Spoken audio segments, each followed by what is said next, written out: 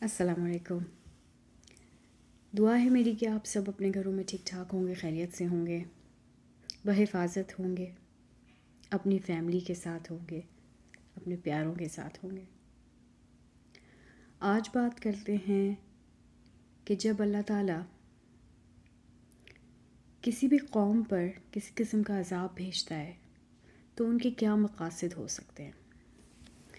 جیسا کہ ہم سب جانتے ہیں کہ ابھی کچھ دن پہلے ہی مسلمانوں پر ہی ایک بہت برا وقت آیا ہے، وہ ابھی بھی اس سے گزر رہے ہیں، ابھی بھی بہت تکلیف میں ہیں۔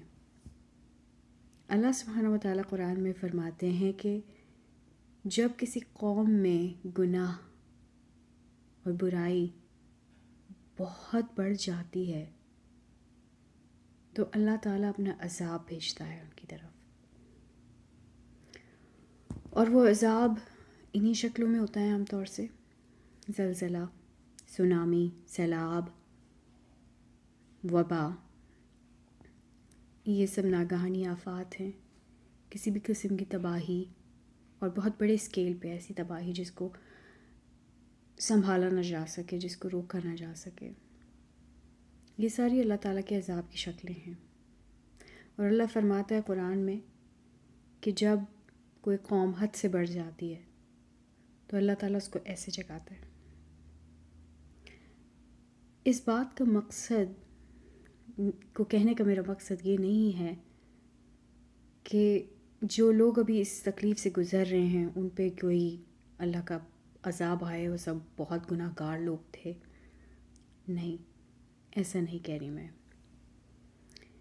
آپ صلی اللہ علیہ وسلم کی ایک حدیث ہے جس میں آپ نے فرمایا ہے، اور اس کی جسٹ ہے کہ جب اللہ تعالیٰ کسی بھی قوم پر ایسے عذاب بھیجتا ہے تو اس میں اچھے برے سب قسموں کے لوگ ہوتے ہیں۔ ٹھیک ہے، ہو رہی ہوں گی برائیاں وہاں پہ، بہت برے لوگ بھی ہوں گے، لیکن یقیناً کچھ بہت اچھے لوگ بھی ہوں گے وہاں پہ، اور اگر نہیں تو وہاں پہ معصوم بچے تو تھے نا، تو یقیناً وہاں بہت نیک لوگ بھی ہوں گے، معصوم بچے تھے، بیمار تھے، بوڑھے لوگ تھے، سب ہر قسم کا عمر کا بچہ، ہر عمر کا انسان تھا جو اس تکلیف سے گزر رہا ہے اس وقت۔ جس کی اس میں سے آزمائش ہے، اللہ ان کے درجات بلند کرے۔ ایک اور حدیث سے ہمیں پتہ چلتا ہے کہ جو لوگ کسی بلڈنگ کے نیچے دب کے یا کسی بھی قسم کی ناگہانی سے مرتے ہیں، یعنی ڈوب کے مرنا یا آگ لگ کے مرنا، یا بہت ساری بیماریاں بھی ایسی ہیں جن سے مر جانے پر اللہ تعالیٰ ایسے لوگوں کو شہادت کا رتبہ عطا کرتا ہے، تو انشاءاللہ وہاں پہ جتنے بھی اچھے لوگ، نیک لوگ ہیں، جو بچے ہیں معصوم، جو اپنے رب سے جا ملے ہیں، اللہ تعالیٰ انہیں شہادت کا رتبہ عطا کرے، اور جو گناہ گار ہوں گے اللہ تعالیٰ انہیں معاف کر دے، یا ان کا جو بھی حساب کتاب اللہ کے سامنے ہے، اللہ کے ساتھ ہے، وہ اللہ کا معاملہ ہے۔ ہم کسی کو جج نہیں کر سکتے، ہم اس بات کو اسٹیبلش نہیں کر سکتے کہ یقیناً یہ اللہ کا عذاب ہی تھا ان لوگوں پر، جو کہ بالکل ہوگا، اس کو ڈینائی بھی نہیں کیا جا سکتا، کیونکہ اللہ تعالیٰ نے قرآن میں فرمایا ہے ایسا۔ لیکن اس ویڈیو کا مقصد ان لوگوں کو ڈسکس کرنا نہیں ہے، اس ویڈیو کا مقصد میرا اور آپ کا اس سب معاملے میں کیا رد عمل ہونا چاہیے، کیا ری ایکشن ہونا چاہیے، اس کو ڈسکس کرنے کا ہے۔ آپ کہیں گے کہ ہمیں اللہ کا بہت شکر ادا کرنا چاہیے کہ ہم سیف ہیں، ہم آرام سے ہیں، بحفاظت ہیں، بالکل کرنا چاہیے، لیکن اللہ کا شکر تو ہمیں ہر حال میں ادا کرنا چاہیے نا۔ اللہ کا شکر ہمیں خوشیوں میں بھی ادا کرنا چاہیے اور تکلیفوں میں بھی ادا کرنا چاہیے۔ پھر آپ کہیں گے کہ ہمیں اپنے مسلمان بہن بھائیوں کی مدد کرنی چاہیے، بالکل کرنی چاہیے، یہ بھی ہم پہ فرض ہے اور ہم کر بھی رہے ہیں ماشاءاللہ سے۔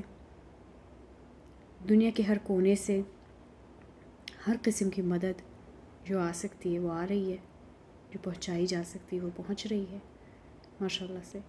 اللہ سب کی یہ نیکیاں، یہ ڈونیشنز، یہ سب قبول فرمائے، آمین۔ لیکن مجھے لگتا ہے کہ اس کے ساتھ ساتھ ایسے واقعات کو دیکھنے کا ایک اور نظریہ بھی ہونا چاہیے۔ مجھے یہ یقین ہے کہ ہمارے گناہ اور ان کے اثرات بہت دور تک جاتے ہیں،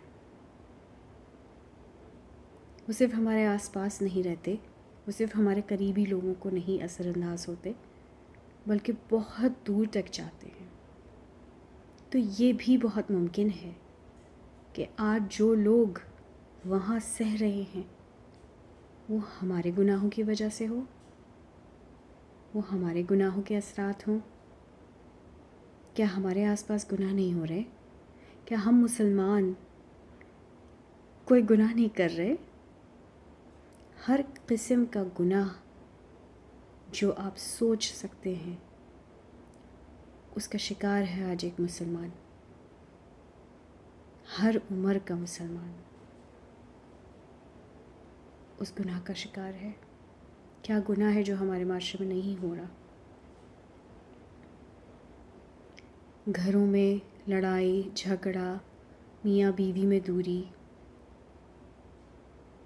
چوریاں، دھوکہ، غیبت، چغلی، زنا، ہوموسیکشوالٹی، یہ سب ہو رہا ہے ہمارے آس پاس مسلمانوں میں۔ تو یہ عذاب ہمارے اوپر کیوں نہیں آیا؟ یہ عذاب وہاں کیوں آیا، یہاں کیوں نہیں آیا؟ ہم کیوں آج بھی اپنے گھروں میں آرام سے بیٹھے؟ کیوں ہم یہ دیکھتے ہیں کہ جو گناہ گار ہیں، جو باقاعدہ ویل نون گناہ گار ہیں، ان پر عذاب نہیں آ رہا، اور جو بظاہر مظلوم ہے اس پر عذاب آ رہا ہے؟ کیا مصلحت ہو سکتی ہے اللہ تعالیٰ کی اس سب بات میں؟ جو الٹیمیٹ مصلحت ہے یا مقصد ہے اللہ کا تو وہ اللہ ہی جانتا ہے، لیکن مجھے یہ سمجھ میں آتا ہے کہ یہ اللہ کی ہماری طرف محبت دکھانے کا ایک انداز ہے کہ اس نے ہمیں بچا کے رکھا ہوا ہے ان تکلیفوں سے۔ اس نے ایک دوسرے کونے میں مسلمانوں پر وہ تکلیف بھیجی، اور انشاءاللہ ان کے درجات بلند ہوں گے۔ یہ اللہ کی ان کی طرف رحمت ہوگی، اور اللہ کی ہماری طرف رحمت یہ ہے کہ ہم اس کو دیکھ کر سبق سیکھ لیں، ہم اس کو دیکھ کر خبردار ہو جائیں، ہم اس کو دیکھ کر اپنے اعمال پہ غور کریں کہ آخر ہم کیا کر رہے ہیں۔ ہم اس کو دیکھ کر یہ سوچیں کہ آخر وہ عذاب ہمارے اوپر کیوں نہیں آیا؟ ہمارے اوپر بھی تو آ سکتا تھا۔ ہم تو باقاعدہ گناہوں میں ملوث ہیں، ہم اپنی اصلیت جانتے ہیں، پھر بھی وہ عذاب ہمارے اوپر نہیں آیا۔ میرے پیارے پیارے بہنوں اور بھائیوں، یہ اللہ کا پیار ہے ہماری طرف کہ وہ ہمیں موقعوں پہ موقع دیے چلا جا رہا ہے، اور ہم سمجھ نہیں رہے۔ ٹھیک ہے کہ وہ عذاب ہمارے اوپر نہیں آیا، پر موت تو ہمیں کبھی بھی آ سکتی ہے نا۔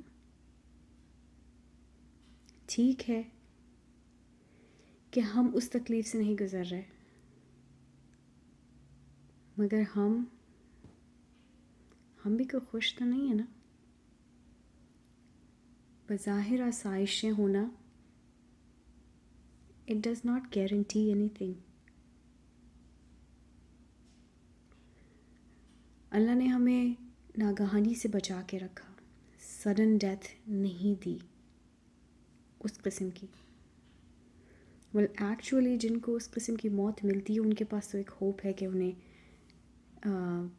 شہادت کا رتبہ مل سکتا ہے، ہمیں تو اور زیادہ فکر کرنی چاہیے، اور ہم کیا سوچ کر اس بات سے سیف محسوس کرتے ہیں کہ کل ہماری پکڑ نہیں ہو سکتی۔ اگر ہم آج بچ گئے ہیں تو ہم کل بھی بچ جائیں گے؟ کیا گارنٹی ہے؟ کوئی گارنٹی نہیں ہے اس بات کی۔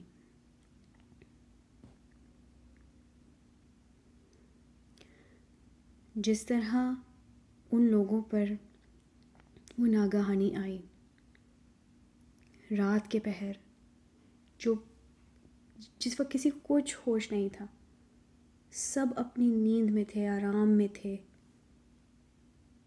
وہ آفت ایسے آئی کہ بندہ اپنے ساتھ والے بندے کو نہیں دیکھ سکا، انسان اپنے بچوں کو نہیں سنبھال سکا۔